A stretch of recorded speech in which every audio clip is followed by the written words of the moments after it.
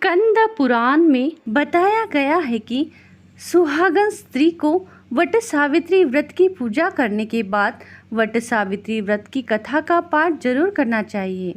स्कंद पुराण में बताया गया है कि वट सावित्री की कथा का पाठ करने से देवी सावित्री का ध्यान पूजन वट वृक्ष के नीचे करने से सुहाग की उम्र बढ़ जाती है और पति का प्रेम और सुख बना रहता है।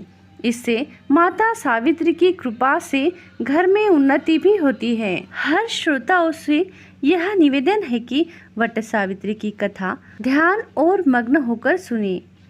कथा को शुरू करते हैं। वट सावित्री व्रत कथा का वर्णन स्कंद पुराण में है।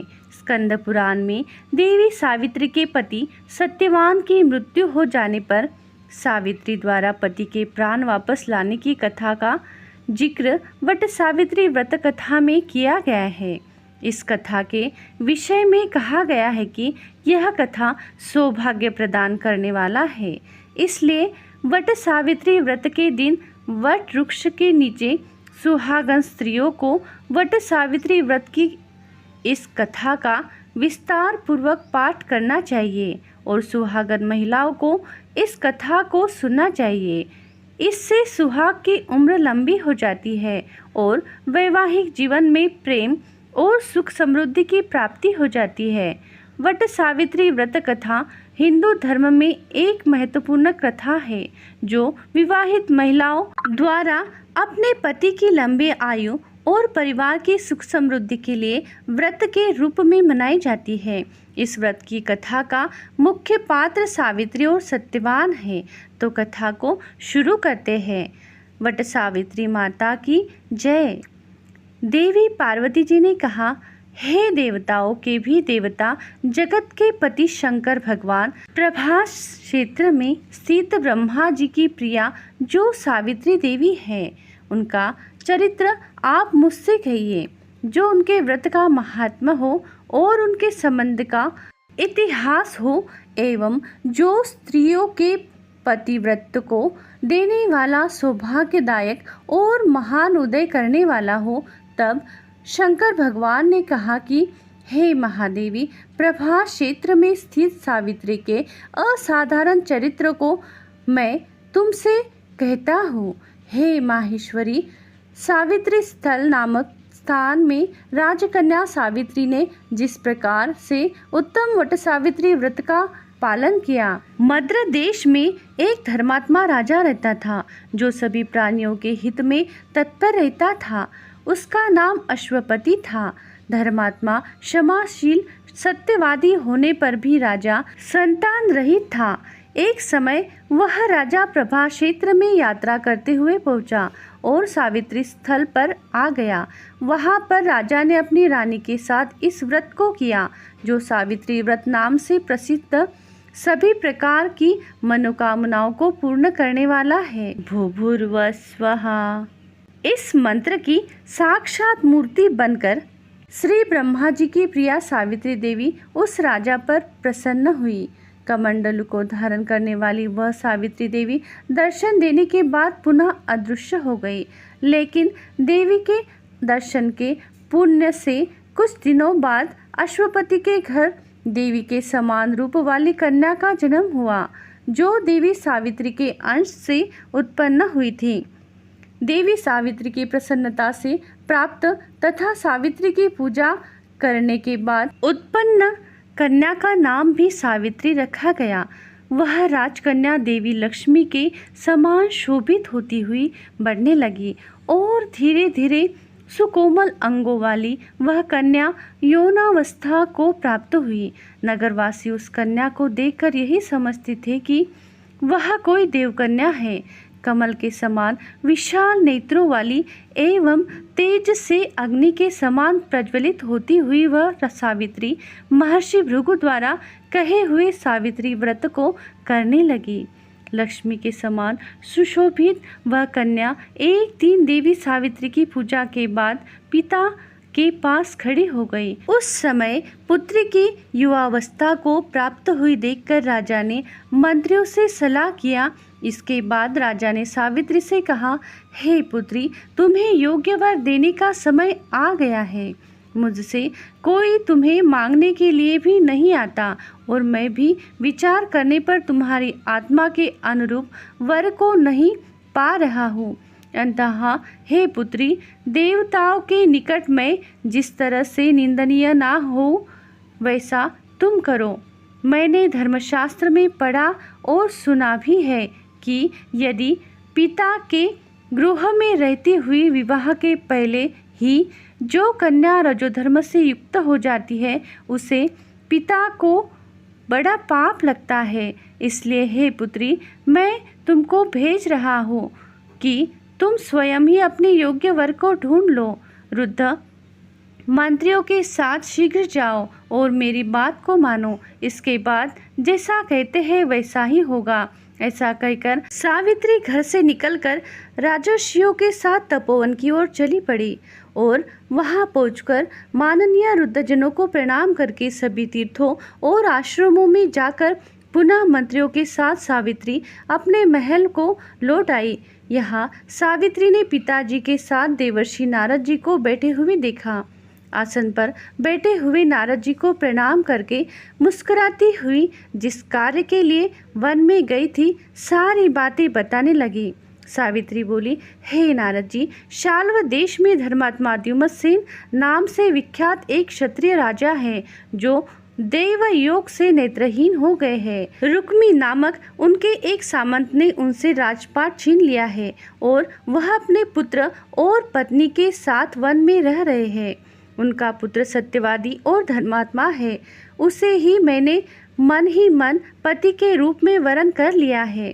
नारद जी सावित्री के वचनों को सुनकर बोल पड़े, हे राजन, सावित्री ने यह बड़ा कष्टप्रद कार्य कर डाला है।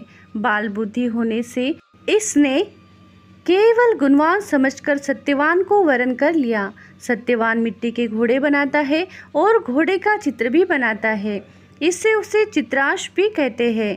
सत्यवान दान और गुण में रंतिदेव के शिष्य के समान है, ब्राह्मणों की रक्षा करने वाला और सत्यवादी है। राजा ययाति के समान उदार, चंद्रमा के समान प्रिय रखने वाला, रूप में दूसरे अश्विनी कुमार के समान और द्युमत्सेन के समान बलवान है। लेकिन उसमें केवल एक दोष है, दूसरा कोई नहीं, कि सत्यवान आज से ठीक 1 वर्ष पर शिनायु हो जाने से देह त्याग कर देगा। इस प्रकार नारद जी की बात सुनकर राजकन्या सावित्री ने राजा से कहा, राजा, लोग किसी से एक बार कोई बात कहते हैं, ब्रह्मवेत्ता एक ही बार कहते हैं और एक ही बार कन्या दी जाती है। ये तीनों कर्म एक ही बार किए जाते हैं, बार बार नहीं। दीर्घायु हो अथवा अल्पायु, गुणवान हो अथवा निर्गुण, वर को एक ही बार वरण कर लिया, अब दूसरे को वरण नहीं करूंगी। नारद जी ने कहा, हे राजन, यदि आपको उचित लगता हो तो अपनी पुत्री सावित्री का कन्यादान शीघ्र कर डालिए। राजा शुभ मुहूर्त विधि विधान पूर्वक सत्यवान के संग सावित्री का विवाह करवा देते हैं। सावित्री अपने पति को पाकर ऐसे प्रसन्न थी जैसे उसे पुण्यवान पुरुष स्वर्ग को पाकर प्रसन्न होता है। सावित्री उस सत्यवान के साथ आश्रम में रहते हुए नारद जी की कही हुई बात को याद करती रहती थी और उस दिन को गिनती रहती थी कि जब सत्यवान देह त्याग कर चले जाएंगे।